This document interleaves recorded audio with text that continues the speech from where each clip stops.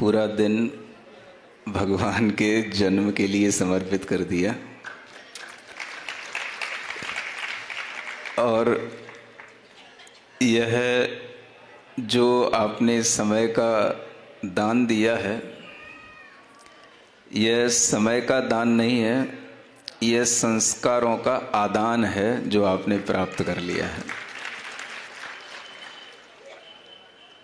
तीर्थंकरों के इन पंच कल्याणकों से जुड़ने का जो संस्कार हमारे अंदर आ जाता है, वह संस्कार हमें अनेक तरह के मिथ्यात्व से बचाता है। आपके अंदर तीर्थंकर भगवान के प्रति संस्कार आस्था के रूप में बन जाए और आपके अंदर यह विचार आ जाए कि भगवान वही होते हैं जिनके पंच कल्याणक होते हैं। भगवान कौन होते हैं? जिनके पंच कल्याणक होते हैं। और वह भगवान पंच कल्याणक के माध्यम से बनते हैं तो वह तीर्थंकर भगवान कहलाते हैं। और अगर वह भगवान पंच कल्याणक के बिना भी बन जाते हैं तो वह सामान्य भगवान कहलाते हैं।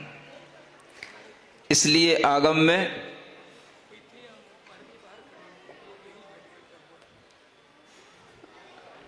दो तरह के केवली कहे हैं, नहीं चलेगा, एक तीर्थंकर केवली और एक सामान्य केवली।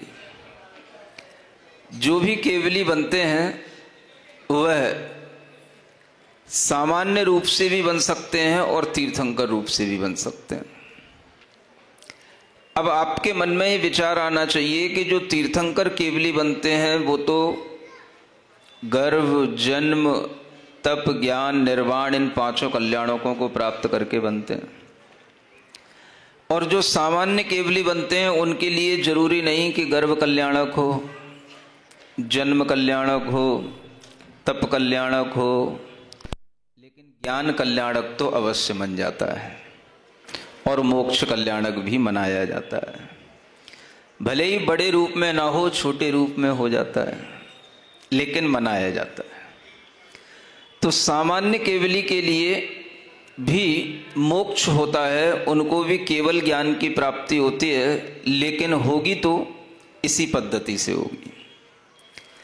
इसके अलावा और कोई भगवान या ईश्वर जिसकी आप कल्पना करते हैं वो अगर आपकी श्रद्धा में आता है तो आपके लिए कभी भी सम्यक्त्व की प्राप्ति नहीं हो सकती।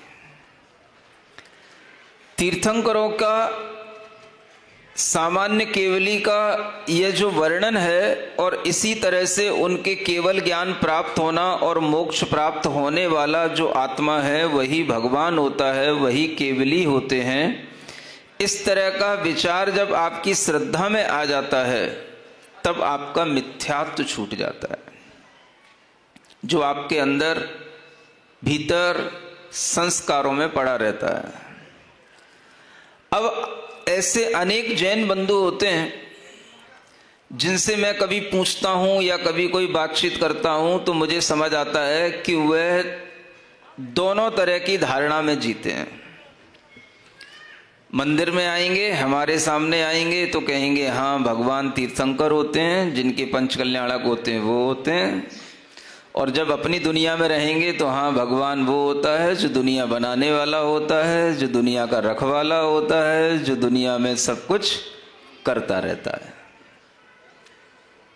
सुनते हो कि नहीं? तुम कौन सी श्रेणी में हो? कौन सी क्वालिटी की सहायक हो? इसी क्वालिटी की हो जो मैं बता रहा हूं। दोनों तरह के विचार चलते रहते हैं। जब भगवान के सामने बैठे तो भगवान कैसे होते हैं? तो हाँ तीर्थंकर होते हैं, पंच कल्याणक होते हैं, वीतराग होते हैं। और बाहर निकल के गए तो भगवान कैसे होते हैं? जो दुनिया बनाने वाला होता है। तुम्हारे भगवान ही बदल जाते हैं। अब तुम ये विचार करो कि क्या ये तीर्थंकर दुनिया बनाने वाले होते हैं? क्या ये मनुष्यों को बनाने वाले होते हैं? क्या ये सृष्टि को बनाने वाले होते हैं? या ये एक मनुष्य की तरह जन्म लेकर के धीरे धीरे अपनी तपस्या करते हुए स्वयं भगवान बन जाते हैं? या भगवान बनने के लिए आते हैं या भगवान बनकर के ही आते हैं? यह विचार आपके अंदर स्पष्ट रूप से जब आस्था का विषय बन जाएगा तब आपको सम्यक्त्व की प्राप्ति होगी। ज्यादातर लोगों के अंदर, सभी प्राणियों के अंदर यही विचार चलता रहता है, ईश्वर भगवान दुनिया को बनाने वाला है, उसकी इच्छा के बिना पत्ता नहीं हिलता। माने वृक्ष का कोई पत्ता भी हिलता है तो कौन हिलाता है? भगवान। और इधर ये भी कह देते हैं कि भगवान कैसा है? जिसे केवल ज्ञान हो गया, जिसको मोक्ष हो गया। अब मोक्ष में बैठ के वो तुम्हारे लिए पत्ता हिलाता है क्या? या तुमको हिलाता है क्या? तो मोक्ष में बैठा हुआ वो भगवान दूसरा है और पत्ता हिलाने वाला भगवान दूसरा है। ये दो भगवान तुम्हारे दिमाग में बैठे हैं, या दोनों एक ही हैं, या एक तुम्हारे दिमाग में जब मंदिर आते हो तो दूसरा भगवान हो जाता है और बाहर जाते हो तो दूसरा हो जाता है? क्या है? तुम्हारे दिमाग की खिचड़ी समझ में ही नहीं आती है। कौन सी खिचड़ी पकती रहती तुम्हारे दिमाग में? इसलिए जब तक आपका भगवान के प्रति स्पष्ट विचार नहीं होगा, स्पष्ट श्रद्धा नहीं होगा, तब तक आपको सम्यक दर्शन की प्राप्ति नहीं होगी। तो पंच कल्याणक में आप देखते हो भगवान बनता है, बनते चले जाते हैं। ऐसा नहीं कि भगवान बनने के बाद फिर उतर के आते हैं। सुनते हो कि नहीं? कोई फिर से आएगा तीर्थंकर उतर के? वही तीर्थंकर फिर आकर के कोई आपको फिर से धर्म सुनाते हैं क्या? या वो नया नया जीव होते हैं जो नए नए रूप में आते हैं? यह विचार बताने के लिए और आपकी आस्था में इस तरह से भगवान का स्वरूप बैठ जाए, इसलिए ये पंच कल्याणक आपके लिए महत्वपूर्ण होते हैं। सबके दिमाग में ये मिथ्या बुद्धि के माध्यम से ये मिथ्यात्व बैठा ही रहता है। भगवान के समक्ष गए तो भगवान वीतराग हैं, भगवान कुछ देते नहीं, और बाहर निकले तो उनके भगवान देते हैं। भाई जब भगवान अलग अलग हैं क्या? सबके देने वाले अलग हैं और नहीं देने वाले अलग हैं? बोलो। अगर कभी कहीं तुम्हें सुनने मिले कि किसी मंदिर में किसी की भावना या कामना की पूर्ति होती है, तो इसका मतलब ये हुआ कि वहां भगवान दे रहे हैं, और आपके मंदिर में आपके लिए कोई कामना की पूर्ति नहीं हो रही, तो इसका मतलब है कि यहां पर भगवान नहीं दे रहे हैं। तो वो भगवान अलग अलग हैं क्या? बोलो तो। और वो भगवान अगर दोनों अलग अलग हैं तो फिर आपके दिमाग में भगवान का स्वरूप कैसा है ये तो फिर कुछ स्पष्ट ही नहीं हुआ, वो तो खिचड़ी हो गई। आपके लिए ये भी भगवान है, जो नहीं दे रहे हैं वो भी भगवान है, जो दे रहे हैं और जो दे रहे हैं वो इसलिए अच्छे लग रहे हैं क्योंकि दे रहे हैं, जो नहीं दे रहे हैं वो आपको इसलिए अच्छे नहीं लग रहे क्योंकि नहीं दे रहे हैं। इनको आप भगवान कह रहे हो, उनको भी भगवान कह रहे हो, तो भगवान है कौन? देने वाला कि नहीं देने वाला? बोलो। दिमाग चल रहा है कि नहीं? प्रश्न समझ में आ रहा है कि नहीं? विचार समझ में आ रहा है कि नहीं? तो तुम्हारे दिमाग में भगवान के प्रति अवधारणा क्या है, कॉन्सेप्ट क्या है? कॉन्सेप्ट जो भगवान के प्रति आपके अंदर होगा वो ही आपकी एक आस्था के रूप में आपके सामने आएगा, वही आपका बिलीव कहलाएगा, और उसी से सम्यक दर्शन होता है। तो आपके दिमाग में अगर ये धारणा है कि किसी मंदिर में भगवान देता है, तो क्या वहां भगवान है? क्या वो दे रहा है? या केवल आपने सुन सुन करके ऐसा अपने मन में धारण कर लिया है? किसी ने भगवान को देते हुए देखा है? कोई भी मंदिर में भगवान कुछ बांट रहा होता है, कभी लेते हुए देखा है किसी को? फिर आपके दिमाग में कैसी धारणा बन जाती है? उस मंदिर में भगवान देता है और इस मंदिर में भगवान कुछ नहीं देता। तुम्हारे अंदर जो यह भगवान के प्रति गलत धारणा बनी हुई है, यह जब तक नहीं सुधरेगी तब तक आपके लिए भीतर से कोई परिवर्तन नहीं आएगा। सम्यक्त्व का भाव भगवान के प्रति अपनी धारणा सुधारने से होता है। आप बीतराग भगवान और सराग जो देवी देवता हैं उनके प्रति भी ऐसी धारणा बना लेते हो, वो भी भगवान है और ये भी भगवान है, और दोनों को भगवान कहते हो और आपको पता नहीं होता है कि भगवान क्या है। फिर आपके मन में अपने ही भगवानों के प्रति भी ऐसी धारणा बन जाती है, इस मंदिर के भगवान तो देते हैं, इस मंदिर के भगवान नहीं देते हैं। बोलो है कि नहीं? आपके मन के अंदर ये धारणा बन जाती है, जो आपकी कॉलोनी का मंदिर होगा, जो आपके घर के पास का मंदिर होगा, वो तो आप में कोई अतिशयकारी नहीं दिखाई देगा, और कहीं दूर चलो वहां पे अतिशय होता है, वहां के भगवान देंगे। सुन रहे हो कि नहीं? जो तुम्हारी बुद्धि में भरा है वही मैं बोल रहा हूं। यूं समझो कि तुम्हारी बुद्धि में बैठ करके मैं तुमको बता रहा हूं, तुम्हारी बुद्धि की बात है। समझ में आ रहा है? सबकी बुद्धि में यही भरा है।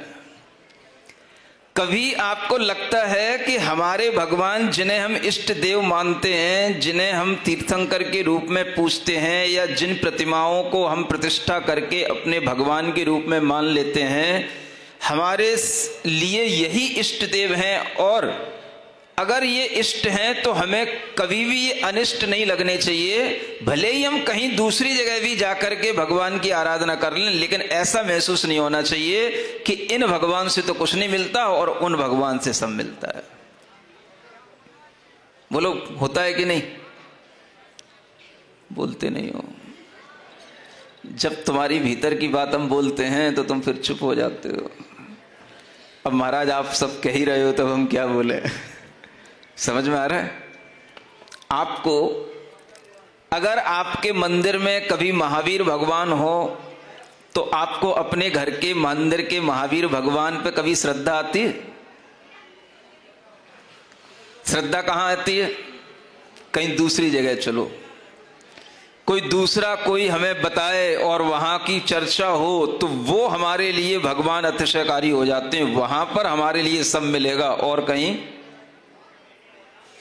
बोलो सबके कॉलोनियों में आदिनाथ भगवान है, पार्श्वनाथ भगवान है, महावीर भगवान है। कभी आपने शिद्दत से अपनी आस्था से कभी उनकी आराधना की? पूछो अपने मन से। हम तब भी भटकते ही रहते हैं, यहां नहीं तो वहां, वहां नहीं तो वहां, वहां नहीं तो भटक रहे हैं अभी भी। इधर आचार्य कहते हैं कि अगर जिन प्रतिमा का आपने दर्शन कर लिया तो उस दर्शन में वह जिन प्रतिमा भले ही 1 अंगुल की हो, वह प्रतिमा भी जो है आपके लिए सम्यक दर्शन का कारण बन जाती है, और उस प्रतिमा के दर्शन से भी आपके अंदर दर्शन विशुद्धि उत्पन्न हो सकती है, हो जाती है। और हम भटक रहे होते हैं। जब भगवान के दर्शन का नियम होता है तब वह प्रतिमा कैसी भी हो, बस भगवान की वह प्रतिमा हमारे सामने हो जाए तो उस जीव के अंदर पुण्य की प्राप्ति, कर्म की निर्जरा, विशुद्धि की वृद्धि सब हो जाती है। आपके जयपुर के मंदिरों के दर्शन करते हुए मुझे एक जगह एक मंदिर में एक ऐसी जिनबिंब मिले, जिन मूर्ति मिली, जिसको वहां के लोगों ने बताया कि ये मूर्ति महाराज उस समय के जो राजा हुआ करते थे, उन राजाओं के यहाँ पर एक दीवान जी हुआ करते थे, तोताराम वगैरह, क्या नाम बताया था वो, कुछ दूसरा नाम था, और उनका नियम था, और उस नियम के कारण से कि उन्हें भगवान के दर्शन करने का नियम था, राजा ने उनके इसी आग्रह के कारण से उन्हें कारागृह में डाल दिया, और उस कारागृह में उन्होंने भोजन नहीं किया जब तक भगवान के दर्शन न हो। और तब उनके लिए यह मूर्ति, उनके लिए कारागृह में यह छोटी सी मूर्ति पहुंचाई गई थी। ये वही मूर्ति है जिसके बाद फिर वह कारागृह से छूटे तो ये मूर्ति आज तक यहां पर स्थापित है। ऐसे ऐसे इतिहास हैं इस जयपुर के। सुन रहे हो कि सो रहे हो? सो ही लो, इतनी अच्छी नींद और कहां मिलेगी। हाँ, इतनी निश्चिंतता की कुर्सी पे बैठ करके तो तुम्हें घर में तो कोई तुम्हें बैठने नहीं देगा। हाँ, कहीं पोता आ जाएगा, कहीं लड़का आ जाएगा, कहीं फोन आ जाएगा, कहीं नौकर आ जाएगा, वो तुम्हें सोने ही नहीं देगा। यही सो लो तुम सब। चैन की नींद यहीं आ सकती है। इसलिए तो सब लोग बैठते हैं भाई, जो चैन यहां मिलता है वो घर पे नहीं मिलता। यहां तो सब बना बनाया मिल रहा है, सब तैयार है और बढ़िया तिलक और लगाया जाता है, नाम लिया जाता है आदर के साथ, और बढ़िया सोफा पे बैठे हुए हैं। इससे बढ़िया आराम महाराज दुनिया में कहीं नहीं मिलेगा। पंच कल्याणक तो ऐसे तो ठीक ही है। और यही विचार आपके अंदर अगर इस तरह से आए, देखो कि देखो कहां अपने ही पूर्वजों में इस तरह के लोग हुए और इस तरह की वो मूर्ति, जो मूर्ति एक हरे रंग की सी मूर्ति है और वह जिन मंदिर में रखी हुई है, और उस मंदिर को, मूर्ति को देख करके, छोटी सी मूर्ति है, लेकिन उस मूर्ति ने उस व्यक्ति के लिए दर्शन करा करके, वह दर्शन करने के बाद में उसने भोजन किया और उस दर्शन की अपनी नियम की पूर्ति उस मूर्ति के माध्यम से की। यह कहलाता है सम्यक दर्शन की भावना, दर्शन विशुद्धि की भावना।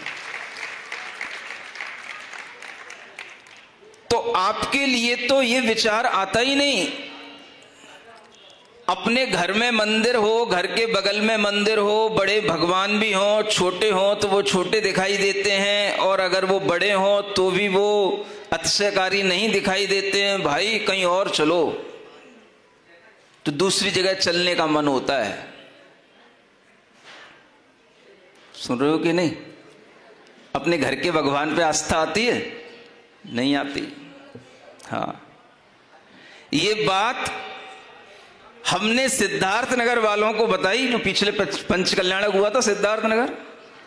हमने कहा देखो आपके भगवान महावीर स्वामी हैं, आप पंच कल्याणक कराना चाहते हो, मुझे कुछ एहसास हुआ कि आपके इस पंच कल्याणक में किसी भी तरह का कोई उपद्रव हो सकता है, आप 64 दिन तक भगवान की आराधना करो। और उन्होंने 64 दिन तक भगवान की आराधना करने का संकल्प लिया, और लगभग 50 दिन बाद वह उपसर्ग उनके ऊपर आया, लेकिन 64 दिन पूरे होते होते वह उपसर्ग टल गया।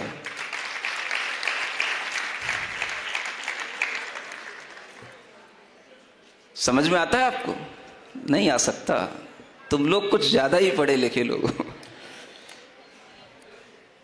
भगवान के प्रति आस्था, विश्वास इससे नहीं कि हम कौन से महावीर भगवान को पूजने जाएं, कौन से मंदिर में पूजने जाएं। हम जहां हैं वहां भगवान के मंदिर में, भगवान में विराजित उस प्रतिमा में अगर हमारे अंदर भक्ति करने का भाव आ जाता है तो वही भगवान, वही जिनालय, वही जिनबिंब हमारे लिए कर्म की निर्जरा करने वाले और अंतराय कर्मों को दूर करने वाले हो जाते हैं। यह भक्ति का भाव हमारे अंदर रहना चाहिए। सुनते हो कि नहीं? हाँ, ये तो जीता जागता उदाहरण बता रहा हूं आपको। हाँ, कितना बड़ा उपसर्ग आया था। और जिस दिन मेरा जौहरी नगर से विहार होना था, मेरे सामने एक बुढ़िया आ गई, कहने लगी महाराज कहां जा रहे हो? वहां का तो पंच कल्याणक कैंसिल हो गया। ऐसे बोली वो मेरे से। अब मैं उसको क्या जवाब देता? मैंने कि भाई दादी माँ है, इसको क्या बोलूं मैं। और मैं वैसे भी किसी को ऐसे इंडिविजुअल कभी किसी को जवाब देता नहीं हूं। बस जवाब देता हूं तो बस यहीं बैठ के देता हूं, यही बोलता हूं। तो उसके पास ये खबर है कि पंच कल्याणक कैंसिल हो गया। समझ आ रहा है? और हमें लग रहा है कि इस पंच कल्याणक में भी तरह तरह का उपद्रव हो रहा है, होगा, लेकिन भगवान के लिए अगर किसी ने इतना बड़ा भाव बनाया है कि हे भगवान हम पंच कल्याणक महोत्सव करेंगे, तो उसका यह भाव ही सबसे बड़ा है, जो इससे बड़ा कोई भाव नहीं हो सकता जो उसको व्यवधान में बदल दे। ये सम्यक्त्व का भाव हमारे अंदर आएगा तो किन्हीं भगवान की पहचान करने से नहीं आएगा कि ये अच्छे लग रहे हैं कि नहीं लग रहे हैं, कि ये छोटे हैं कि ये बड़े हैं। सुन रहे हो कि नहीं? आपको अपने मंदिर के भगवान अच्छे नहीं लगते, आपकी आदतें खराब पड़ी हैं। जैसे आपको अपनी दुकान कितनी भी बड़ी हो, आपको अपनी दुकान का माल अच्छा नहीं लगेगा, दूसरे की दुकान में ज्वेलरी खरीदने जाओगे। भले ही आपकी दुकान में ज्वेलरी कितनी बड़ी हो, भले ही आपकी दुकान में कपड़े का कितना ही बड़ा शोकेस हो, कितनी बड़ी आपके यहां पर खदान हो कपड़े की, लेकिन दूसरे के यहां कपड़ा खरीदने जाओगे, दूसरे की दुकान अच्छी लगती। समझ में आ रहा है कि नहीं आ रहा? मीरा मार्ग में भी भगवान आदिनाथ ऊपर बैठे हैं, नीचे पारसनाथ बैठ गए हैं, अच्छे लगते हैं कि नहीं? कच्ची नहीं है।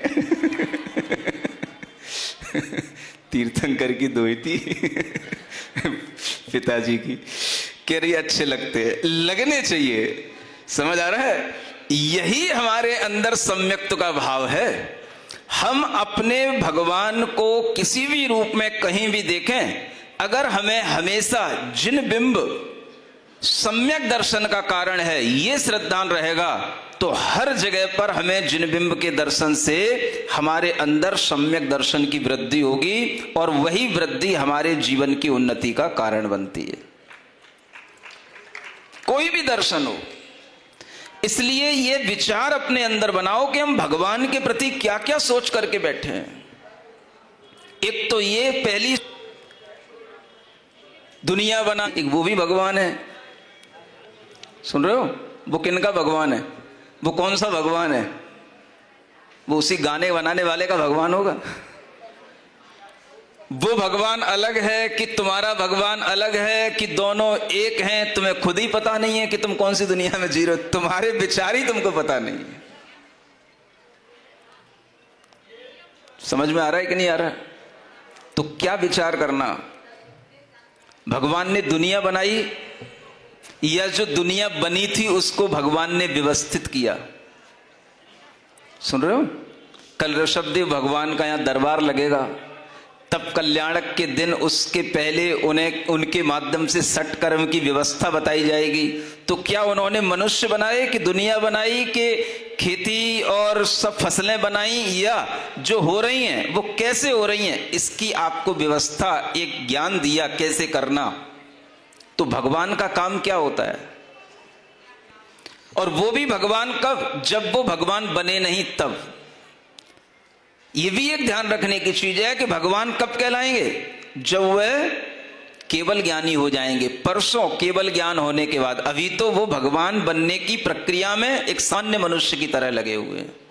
तो वो सब ज्ञान भी उन्होंने उससे पहले दिया, राज्य अवस्था में राजा बन करके। समझ में आ रहा है कि नहीं आ रहा है? तो भगवान के बारे में आपका जो कॉन्सेप्ट है वो बहुत क्लियर होना चाहिए। और जब तक आपको भगवान के बारे में कॉन्सेप्ट क्लियर नहीं होगा, आपके अंदर जो एक कोई अच्छा ट्रांसफॉर्मेशन होना चाहिए सम्यक्त्व के रूप में, वो नहीं हो सकता। वो तभी होगा जब आपके लिए पहली चीज है कि आप अपने दिमाग में भगवान के प्रति अपना कॉन्सेप्ट क्लियर कर लें। भगवान कैसे होते हैं, कैसे बनते हैं, बनने के लिए क्या प्रक्रिया होती है, भगवान किस तरह के अतिशयों से सहित होते हैं, वो अतिशय क्या केवल कल्पनाएं होती हैं या वास्तविकताएं होती हैं, वह भगवान क्या कोई दुनिया में बहुत बड़े बड़े दुनिया को मोहित करने वाले आश्चर्यकारी कार्य करते हैं, या अपनी आत्म साधना करते हुए अपने आत्मज्ञान को प्राप्त करते हैं। ये तरह तरह के जो विचार आपके दिमाग में क्लियर नहीं होते, इसी से आपके अंदर मिथ्यात्व का बंध होता रहता है और आपके अंदर का वह मिथ्या दर्शन कभी भी छूटता नहीं है। सुन रहे हो कि नहीं? ज्यादा सुनाना तो नहीं चाहिए था मुझे, आज बहुत हो गया, इतना ही रहने दो। हाँ नहीं नहीं, वो ज्यादा हो जाता थोड़ा सा। सुन रहे हो कि नहीं? सुन सब रहे हैं? तो भगवान के बारे में ये कॉन्सेप्ट क्लियर हो तो हमारे अंदर का मिथ्यात्व का मतलब ही होता है रॉन्ग नॉलेज, रॉन्ग बिलीव। इसी का नाम क्या है? मिथ्यात्व। तो ये जो रॉन्ग नॉलेज है ये एक बार क्लियर हो जाए, ये कोई जरूरी नहीं कि भगवान का गर्भ में अतिशय होना चाहिए, जन्म के समय पर अतिशय होना चाहिए, कोई बात नहीं। कुछ ऐसे भी जीव होते हैं जो सामान्य रूप से गर्भ में जन्म ले सकते हैं, जन्म उनका सामान्य हो सकता है, लेकिन जब वह तपस्या किए केवल ज्ञान प्राप्त कर लेंगे तो उस समय पर उनके अंदर वही समानता आ जाएगी जो समानता इन तीर्थंकरों के अंदर आती है। तो तीर्थंकर केवली और सामान्य केवली में समानता ज्ञान की अपेक्षा से रहती है। जैसे उन्हें आत्मज्ञान की प्राप्ति हो गई, वो सर्वज्ञ हो गए, इसी तरह से सामान्य व्यक्ति भी सर्वज्ञ बन सकता है। जरूरी नहीं है कि हर व्यक्ति के ऐसे ही पंच कल्याणक हों। 2 कल्याणकों से भी काम चलाया जा सकता है। कौन से? लास्ट के 2। भाई ज्ञान कल्याणक होगा, केवल ज्ञान होगा तो देव लोग आपके पास आएंगे आपकी पूजा करने, आप चिंता नहीं करना। समझ आ रहा है? और जब मोक्ष हो जाएगा तो भी देव लोग आपकी जो कुछ भी अस्थियां बचेंगी या नक्केस बचेंगे उनका विसर्जन कर देंगे। वो आपके जाने के बाद आपका मोक्ष कल्याणक भी बना देंगे। तो 2 कल्याणक तो आपके मन जाएंगे। सुन रहे हो कि नहीं? और 5वां मनाना है तो सोच लो आप तीर्थंकरों की तरह कुछ ऐसा पुण्य अर्जित करना। कहा जाता है कि 16 कारण भावनाओं के विशेष चिंतन और विशेष अभ्यास से उनके अंदर ऐसे पुण्य कर्म का बंध होता है। तो आप ऐसी 16 कारण भावनाओं के बारे में भी चिंतन करना, सोचना। लेकिन मुझे नहीं लगता कि कोई भी तरह का इस तरह का तीर्थंकर बनने का कार्य सोच करके कोई व्यक्ति बैठे और कर ले। समझ आ रहा है? ये IIT का एग्जाम नहीं है कि भाई ये बुक पढ़ लेंगे तो हम पास हो जाएंगे। हाँ, अब ये तो अपने आप होने वाली विशुद्धि है और वो किसी भी निमित्त से हो सकती है और उस विशुद्धि से किसी भी जीव में कोई भी कार्य घटित हो सकता है। और वह कार्य में ये 16 कारण भावनाएं बीच में सहयोगी बन जाती हैं। लेकिन अगर आप यही सोच के बैठे हैं कि हम भी तीर्थंकर बनेंगे तो मुश्किल काम है। हाँ, हम भी भगवान बनेंगे तो सरल काम है। नहीं समझ में आया? हम भी हाँ भगवान बनेंगे ऐसी विचारधारा रखोगे तो चलेगा, सर्वज्ञ बनेंगे ऐसा विचार रखोगे तो चलेगा, हम भी केवल ज्ञान प्राप्त करके मोक्ष प्राप्त करेंगे ये सोचोगे तो चलेगा। लेकिन ये सब तीर्थंकर का जलवा देखते देखते अगर तुम्हें कहीं लोभ आ गया, नहीं समझ में आया, हाँ तो मुश्किल हो जाएगी। अरे भाई ऐसा ही जन्म होना चाहिए कि सौदरविंद्र गोदी में लिए लिए फिरे ऐरावत हाथी पर बिठा करके चले। अगर ये सब देख करके आप में मोह उत्पन्न होगा तो कुछ नहीं होगा। समझ आ रहा है? अब देखो ये कितनी बड़ी विडंबना है कि ये सब दिखा करके आप में मोह भी उत्पन्न करना है और आपको मोह भी नहीं करना है समझ में आ रहा है? तो क्या करना है? स्वरूप जानना है। हाँ ऐसा भी होता है और इसके बिना भी होता है। तीर्थंकर के बिना भी सामान्य केवली भी होते हैं और वो भी केवल ज्ञान प्राप्त करके अनंत सुख की प्राप्ति वो भी कर लेते हैं।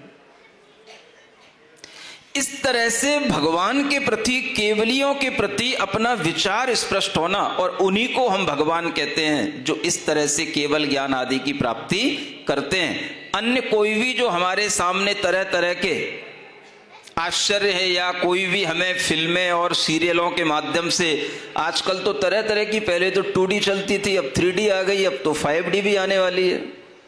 आ गई क्या? समझ आ रहा है ना?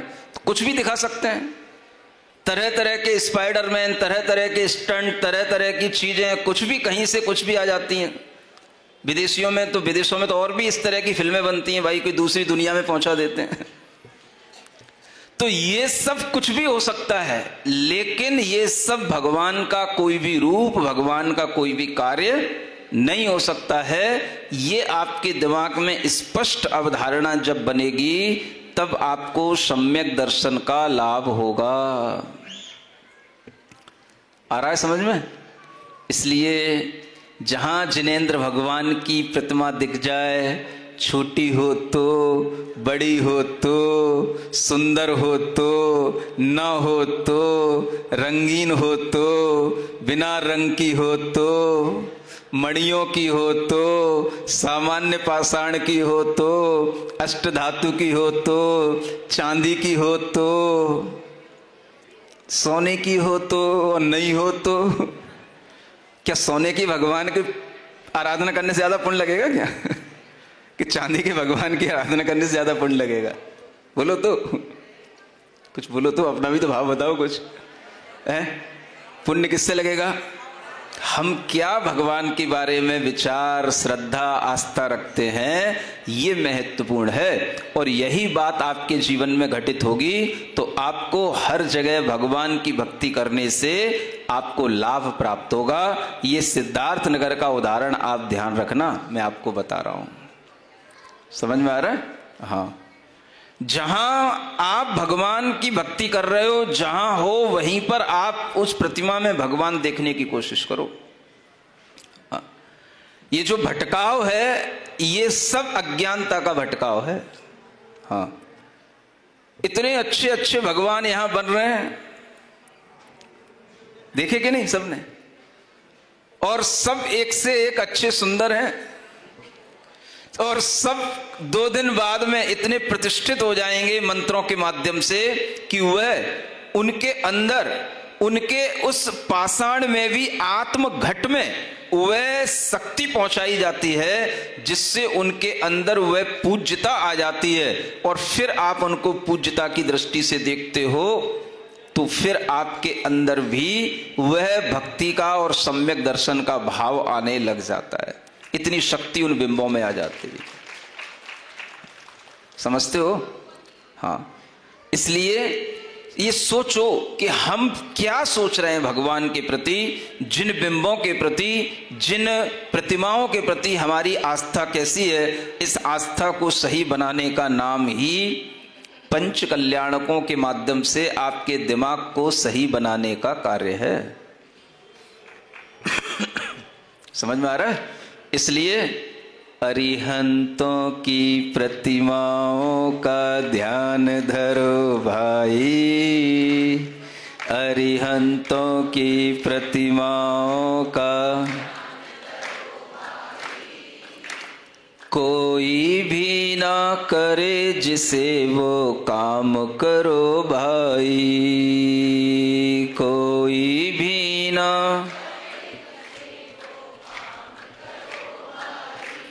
यदि तू चाहे नहीं डूबना इस भव सागर में, यदि तू चाहे